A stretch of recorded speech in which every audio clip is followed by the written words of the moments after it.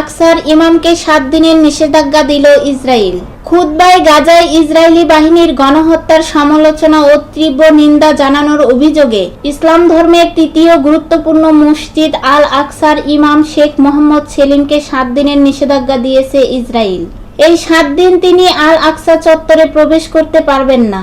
যদি করেন তাহলে তাকে গ্রেপ্তার করা হবে।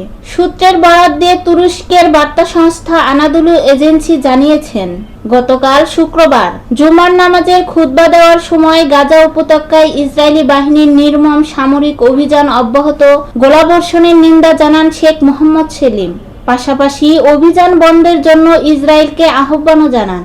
নামাজ শেষ হয়ে বের হওয়ার সময় আল আকসার একটি ফটক থেকে শেখ মোহাম্মদ সেলিমকে আটক করে ইসরায়েলি পুলিশ।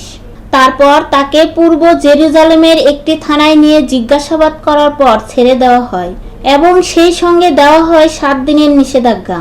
আল আকসা মসজিদ রক্ষণাবেক্ষণের দায়িত্বে রয়েছে ইসলামী এন্ডোমেন্ট ডিপার্টমেন্ট নামের একটি দপ্তর। ইসরায়েলের সরকারের অধীনে এই দপ্তরের এক কর্মকর্তা আনাদুলু এজেন্সিকে জানিয়েছেন, নিষেধাজ্ঞার মেয়াদ আরও বাড়তে পারে। এর আগে আল আকসার আরেক ইমাম শেখ একরিমা সাবরিমকে মসজিদ চত্বরে প্রবেশের নিষেধাজ্ঞা দিয়েছিল ইসরায়েল।